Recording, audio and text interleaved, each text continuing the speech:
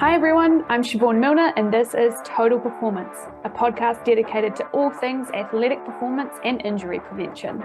Join me and my guests as we explore the many aspects that come together to build our total performance picture. Let's get into it. Today I'm speaking with Maja Berry. Maja Berry is a qualified dietitian with a master's degree in sports nutrition, specializing primarily in addressing issues related to underfueling and relative energy deficiency in sport. Her dedication to this field stems from a deep understanding of the critical link between energy consumption and expenditure, that is, how much we're taking in versus how much we actually want to do.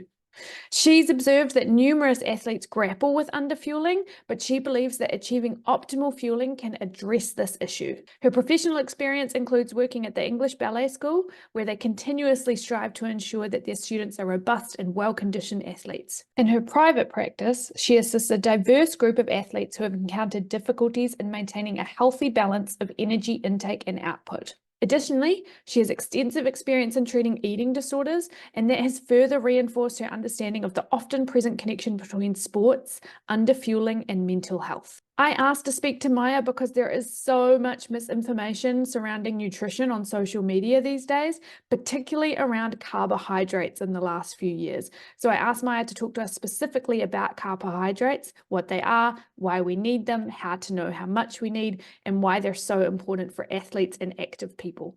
Enjoy. Welcome, Maja. How are you? Good, thanks. How are you? Yeah, I'm good, thank you. I'm excited.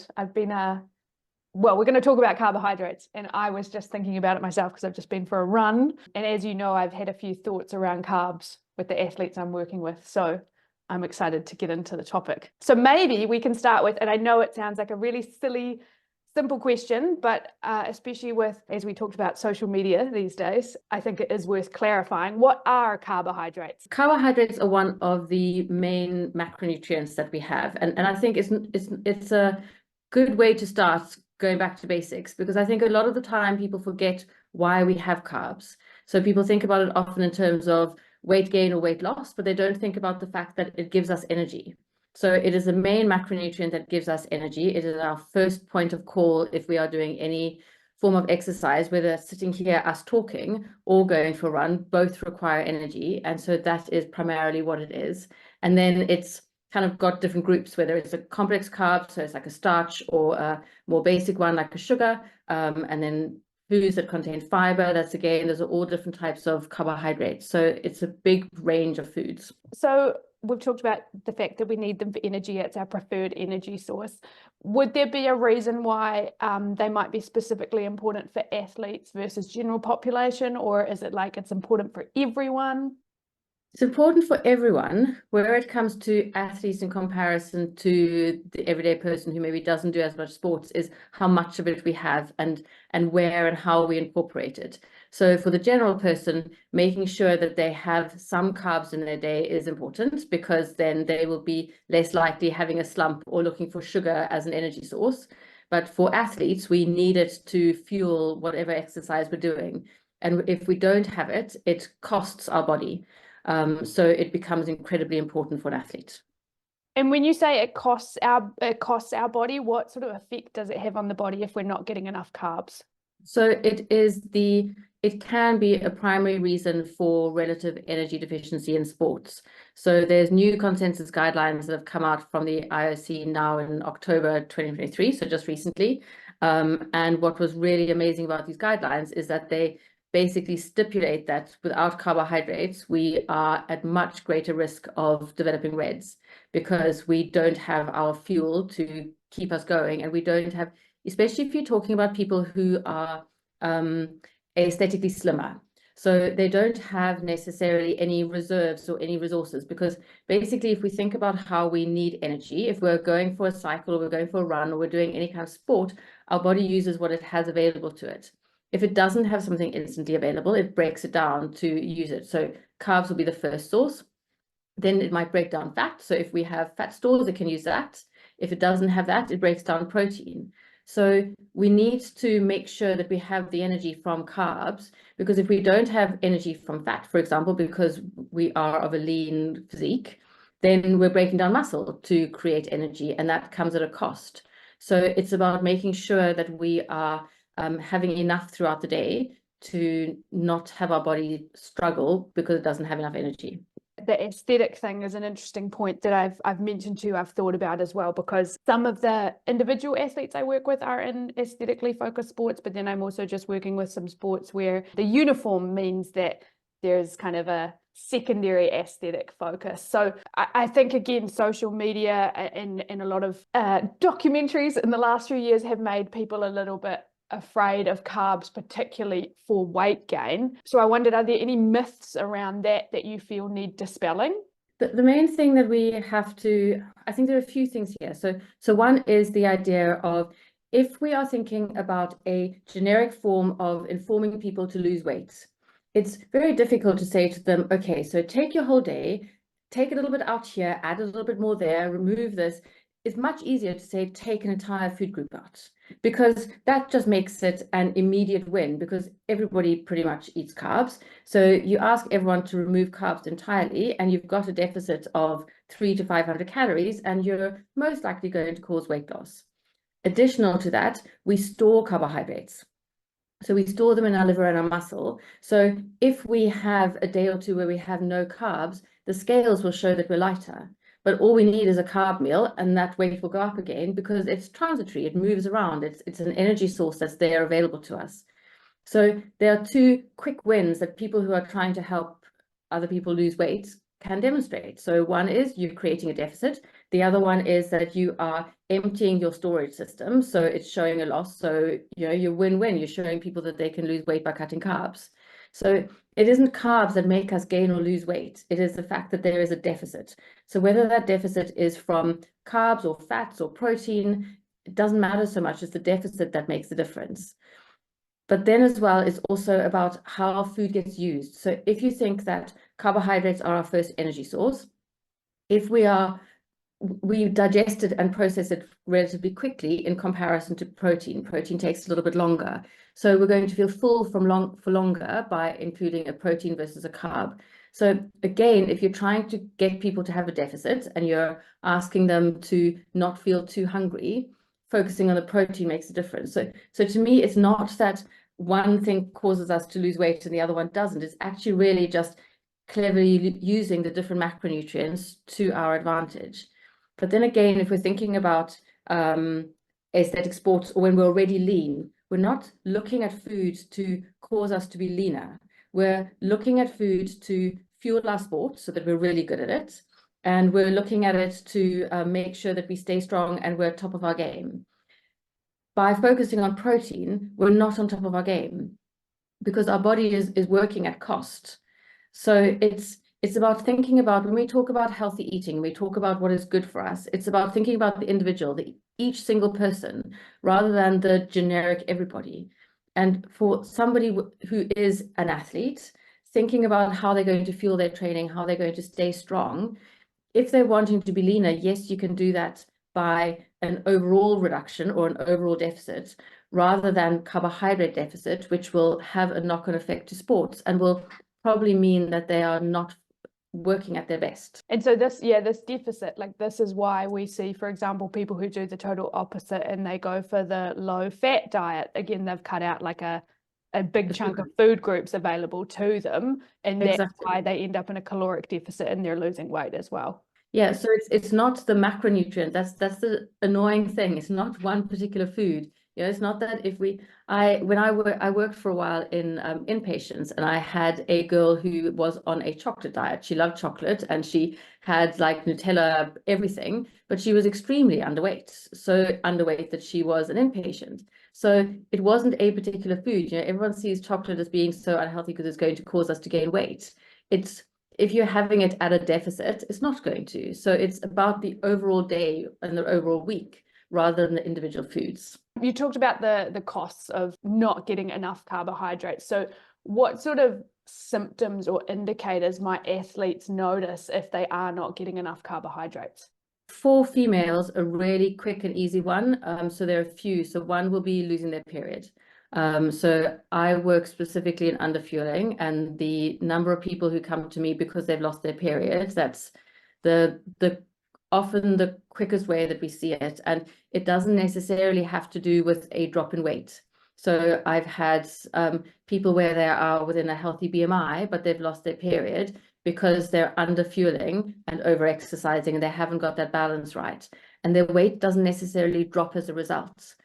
But also within that, if they go for a high protein, high fat diet and a low carb diet, even though their calories are okay, they could lose their period because their carb intake doesn't match their energy expenditure.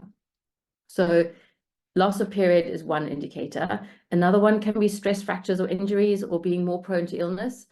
So I will often get somebody who's had a stress fracture and there might be a little bit of overtraining, but very much under fueling.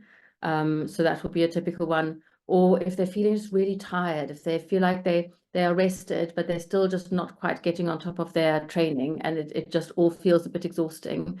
Those are kind of the main ones that would be referred to me where we wouldn't, something very specific that we've noticed. One of the things that sticks out to me is, yeah, you can be under fueling without being underweight, because I know for myself as an athlete, there was a point where I realized this, that actually I performed better at what to me felt like a higher weight, actually. And that was partially to do with how I was fueling. Yeah, absolutely. And the thing is, the body doesn't like to lose weight. It's not very happy to do that. So it'll do everything to try and avoid that. So it is a weird one that we can sometimes lose our period before dropping to a low weight. It's just the body trying to cope. And exercise, it has to expend energy on exercise. It's not given a choice. It isn't able to say to you, hey, stop a second, I don't have enough here.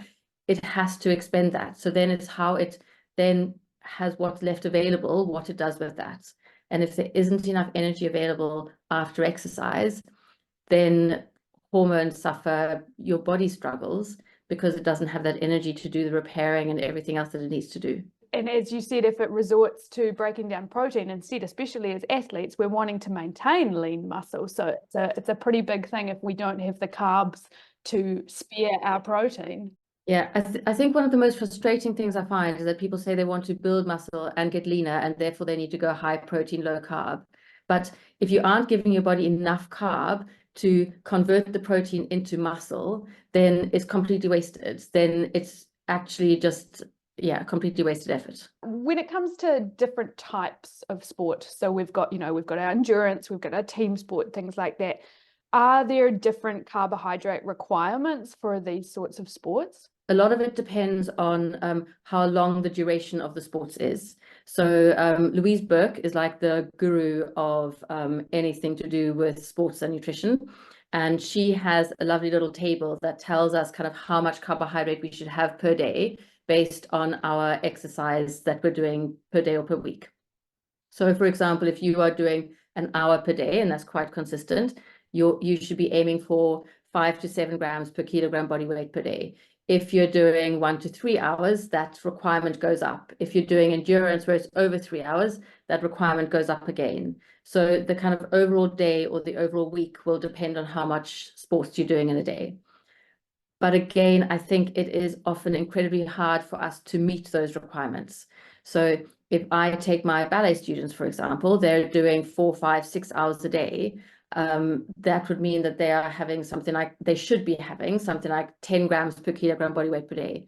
Now, I can't ask them to have 500 grams of carbohydrates per day.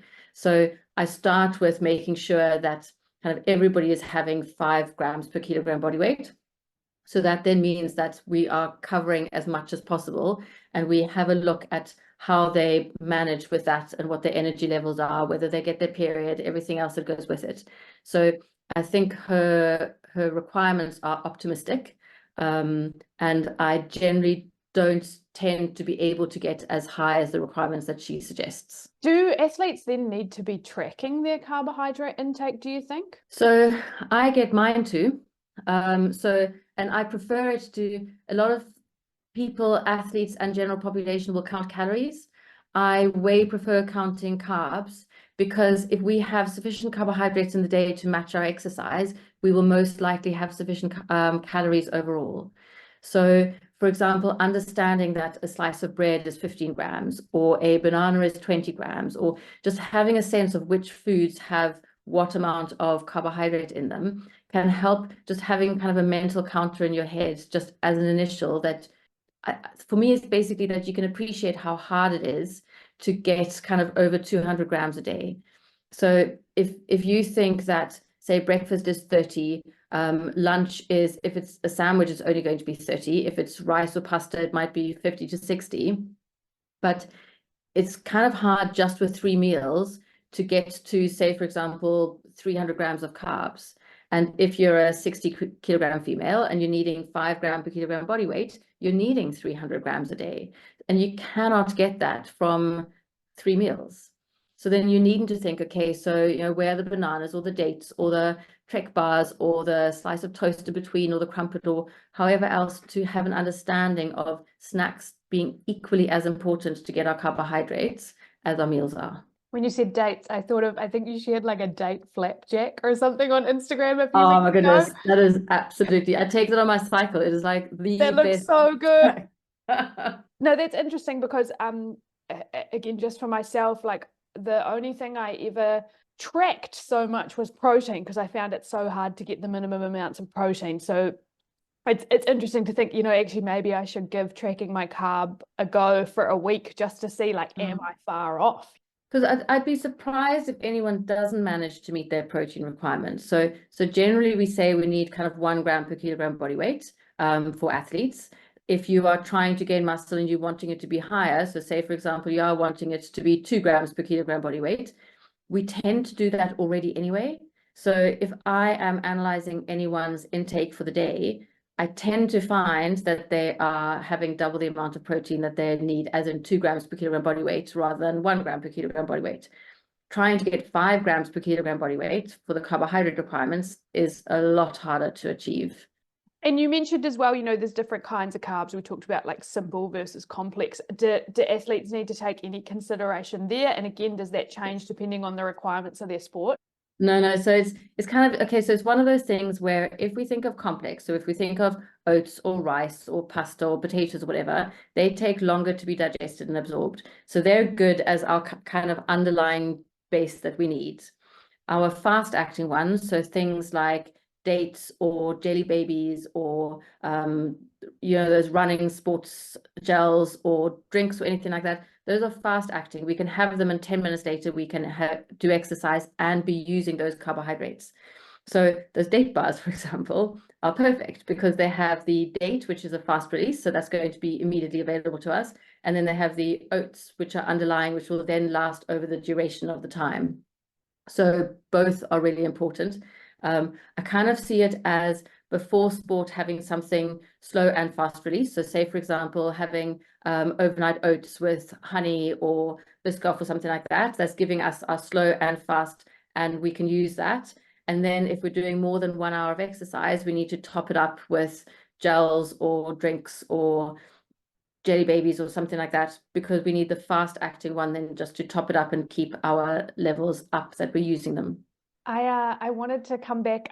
My brain jumps around sometimes when you're saying some of these things, because you talked about the duration and how that affects the carb as well. I wonder, I don't know how it is with ballet, but I've worked with some dancers who will do a lot of long duration rehearsals that are quite low intensity. And I've also worked with some sports that the same thing, skill sport, where they have a really long duration training or a long duration game, but it's low intensity. Do they still need to think about their carbohydrate requirements in the same way other athletes do? So I suppose the thought process would be that if you're doing something really quick and fast, so say, for example, rowing, where it's great intensity from the beginning, then keeping them topped up with fast release is a really good idea.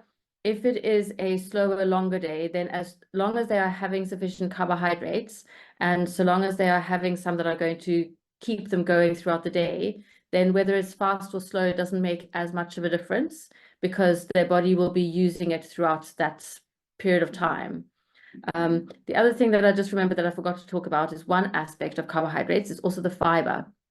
So fiber is harder for us to break down. So if we have a lunch that is with like lentils and lots of vegetables and so on, and we go straight into training afterwards, our body is going to struggle because we're digesting it with all the fiber that it's got at the same time as trying to do sports.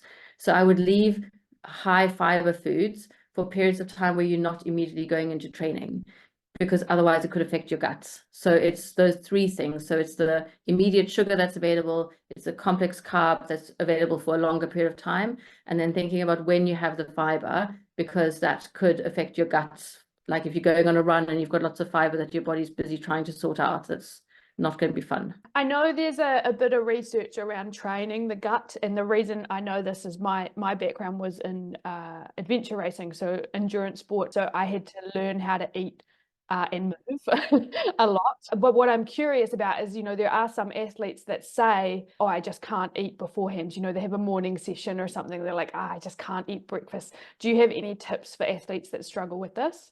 So I would always say you can train your gut. But I would usually go liquid over food and high glucose over high fiber. So a lot of athletes might be trying to have like porridge with berries or fruit or banana or things that are kind of high fiber. I would take as much of the fiber out as possible, and go for like a flapjack equivalent, something that's giving the sugar release. Or a lot of the time I would recommend doing a smoothie. So having a smoothie where it has milk, oats, banana, berries, honey. Somehow the body, firstly, if you don't have an appetite, a lot of people talk about, especially if they're going out training at 6 o'clock in the morning, they're not hungry before it to eat anything. So it's about trying to work out what kind of food you can eat that won't feel like it's sitting heavy in your stomach. So things like smoothies, or just a banana before you go, that's 20 grams of carbs. That's a good, fast, quick something to have before you go. Or a couple of dates. Again, they're really easy to eat. They don't feel too heavy on the stomach. So it's trying different things out and working out what works best. But I tend to find low fiber, high sugar, liquid type things work better. I don't know. I've never said this to a dietitian, but when I sometimes run to work in the morning and I have like a short time, I'll often, if I have leftover potatoes or rice in the fridge, Yeah. that's my breakfast. Yeah, And then I perfect. go. Exactly. Yeah, absolutely. And that's, I mean, a lot of people talk about training their gut to have potatoes, for example. Again, we're not too fussy about what the carbohydrate is. I'm glad you said that. You didn't say, if I'm running out of time, I run out of the house with nothing. That, as a sports dietitian, I would be unhappy with the fact that having potato or rice, perfect. But then the other thing, that, and again, maybe this is just me coming from the endurance background, because again, we need some slow release and we need some fast release. I often on a long run just run with candy in my pocket, actually, because we used to use the gels, but I didn't like them that much. And I was like, I feel I get the same thing from just having a little bit of candy. But you do, it's exactly the same. But again, is that kind of marketing strategy where sports products are listed as, this is going to fuel your sport, this is really important for you, look at this, it's like perfectly packaged. But actually, candy, jelly babies, those kind of equivalents are exactly the same. They're just listed differently. They're suggested as a snack that you don't have when you exercise, in comparison to Clef or Velafort or whatever else, which is listed as a sports equivalent. So actually we can, like, I will often prefer to have like a slice of toast with banana as a carbohydrate intake than a Clif Bar, because it's easy accessible, it tastes nice, it does the job, it doesn't cost a fortune, it's quick and easy to have. You don't need to have products that are specifically for sports. They will do the job. You also touched a little bit on the pre versus post training carb, in terms of like the kind of carbohydrate that we have pre versus post. But are there any other particular recommendations in terms of the amount of carb before and after? And again, is that affected by the sport and duration? So I would always say to start training, you should be thinking of having a snack of 20 to 30 grams of carbs. Then for every hour, you should be topping it up with around 30 grams. Then when you are recovering, you're thinking as much. That's when protein and carbohydrates as a package are really important, because that's the recovery thing. And again, the idea is that we can recover at any point after the sporting event. So the concept is that we kind of have 24 hours to recover. But actually, we also see that the faster we refuel and the faster we recover from the training that we've done, the quicker our body then recovers and is able to do the same again the next day. If we wait too long, it's having to use its own stores to replace and do whatever it needs to do, but replacing quickly afterwards. They do have different amounts, as in what is best suited for recovery. But typically, I would say if you have a meal afterwards or a snack that has like 20 grams carbs, 20 grams protein, you're covering what you need for the immediate. And then when you go and carry on having your meals and so on, then you're recovering nicely. But it's making sure that afterwards you're having carbs and protein, because that's then the protein is needed for the muscle recovery as well. So that's where both together are really important. And so we said 20 grams was like a banana, and 15 grams would be a piece of toast. Any other easy examples for athletes? Yeah, so milk is a really good one. So we tend to say that like chocolate milk post sports is a really good one because it has a really good combination of carbs and protein. So we're recovering well with that. Any of the, I'm using bars as an example. So any of the kind of Trek or Cliff or anything will often have both a slice of toast with peanut butter instead of a slice of toast with banana, because then you're getting the carb and protein. So it's thinking about it in terms of the protein and carbs, so doing the two together. Nice. Banana with peanut butter, that seems to be a popular one as well. Yeah, peanut butter is really popular over here in the Netherlands, actually. So Yeah. I think that's not a hard one to convince athletes of. No, and that's, it's again, it's one of those weird things where peanut butter is fine, but a slice of toast isn't. Mm-hmm. Whereas to me, the slice of toast is often more important than the peanut butter, because it's needed as an energy fuel. So it's trying to think about why these foods are so popular. What's kind of given them. Peanut butter used to be something that everyone was told not to have. Now all of a sudden it's the thing that we all have to have. So it's these kind of ideas change, and I think they're just often good marketing strategies. Sure, and they change, but they come back too. Yeah. You know, like that. It's like it's high carb, it's low carb, it's high fat, it's low fat. Like you see it come and go. Yeah, I mean, carbs once upon a time used to be popular. You wouldn't think that now. Yeah, again, it's the marketing, and it's also, I think, doing the simple things consistently isn't very sexy No, when you're exactly. marketing. Yeah, it's a lot harder to say, take a little bit out, have a little bit more vegetables, watch how much you have overall in the day. Much easier just to have a generic, this is what you need to do. But it's also, I think the thing that people forget so much is, what am I trying to do with this healthy nutrition? What is healthy for me as an individual is going to be entirely different to what somebody else needs for good nutrition. And that's the part that gets lost in the whole, this is good for me. Because we're not thinking about ourselves as an individual anymore. We're just seeing, oh, they're all telling us that we should be eating more of this. We're not thinking why, we're not thinking what's good about it. We're not thinking about what the ingredients are that make that product good for us. We're just, oh, everyone's talking about peanut butter, therefore we all have to have peanut butter. You just mentioned vegetables, actually, and I'm curious because I know there's some people that go on, these low carb diets, or they're interested in them, and sometimes you'll see fruit and vegetables and things get cut out, or they'll only eat fruit and vegetables and they'll cut out bread and things like this. Are fruit and vegetables a good carb source for us to consider, or do we need to really make sure we're getting a lot of bread as well? Like how can athletes think about that? Again, we have to think about the fiber aspect of it. So yes, fruit and vegetables have carbs, some more complex than others, but they have a lot of fiber. And there is more research coming out that actually the fiber stops a lot of the absorption of a lot of these fruit and vegetables. So although it says that it has a certain amount of carb, we can't be sure that it has as much as is indicated. But then the other part is, if we are having, for example, an apple while cycling, there's a lot of fiber that the body is having to break down as well, which is harder for it to do. So having a slight, again, is thinking about when we have these foods. Having an apple before or during training can be harder for the stomach to digest in comparison to a slice of toast. It's again thinking about white bread versus brown bread. So white bread is more easily digested because it doesn't have fiber. So it could be that when you are cycling or running or doing a training, having a honey sandwich with white bread is more important than having a brown equivalent, because your stomach is more sensitive to having to digest fiber. So with fruit and vegetables, I would never count them as the key component of the carbohydrate intake of the day. So I often have to work with people where they've decided that lentils are a carb, and I'm having to train them that actually they need to add in rice or pasta or potatoes or things like that, because it doesn't have enough per portion in comparison. If you think that rice has around 60 grams per portion, lentils have half of that. So yes, there might be some, but it's also with fiber, it's also with protein. It's just not giving us as much as we need.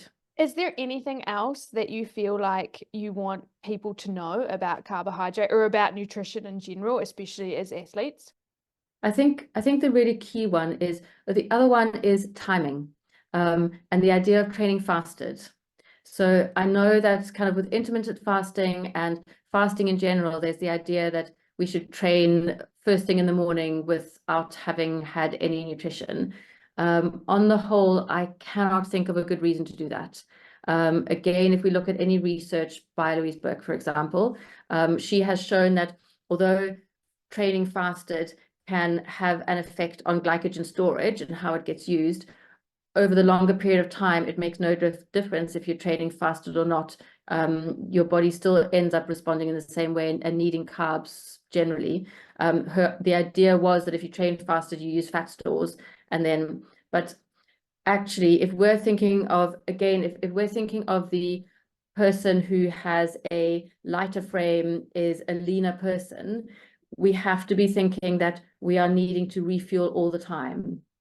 And doing kind of 3 meals a day and not prioritizing snacks is not going to be something that's going to be helpful for that person. So a lot of the time when I'm working with individuals who are struggling with RED-S, the main things that I'm doing is A, making sure there's overall enough calories in the day, B, making sure that there are enough carbohydrates in the day, and often I'm having to add additional carbohydrates because there just isn't enough.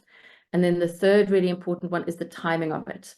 So going for a run first thing in the morning, coming home for breakfast doesn't help, even if you've had a good dinner the night before, because you need to be giving your body something for that training. So that's why I was saying, like when you go for a short run on your way to work, for example, having the potatoes or the jelly babies or something like that is it's an optimal way of fueling. Going and not giving yourself that, and maybe just having a coffee. The coffee will make you feel like you've got the energy because you've got the caffeine, but it's not giving you actual energy. So your body is going to struggle and is not going to recover as quickly or as easily. And I think that the other thing is it's probably a little bit like dehydration, where also if you're not appropriately fueled beforehand or not appropriately hydrated, then that quality of that session is probably going to drop. And if you're an athlete where you're needing specific quality from specific sessions, then it's really important to think about. Exactly. Yeah. And that's as much for that training session and the recovery from it to then be able to go and do the same again the next day. So for a lot of athletes, they're training twice a day or they're training quite intensely for a longer period of time. They need to be thinking about their recovery and they need to be thinking about how they're fueling to get the best out of their body. Awesome. Thank you so much, Maja. Where can people find you if they're interested to learn a little bit more about you and your work? So I have a website called the Bluebird Center. And then I've got, so my Instagram is Maja Berry, Maja.berryrd. So I kind of separate the sports from the eating disorders because I do both. So it's Maja Berry on Instagram, but the Bluebird Center on my website. Cool. Thank you so much. No problem. Thank you. Thanks so much for listening to today's episode. I hope you enjoyed it. Just a reminder that you can find further podcast episodes at www.siobhan-milner.com/podcast. And this is where you can also find different ways of working with me if you head to www.siobhan-milner.com. Enjoy.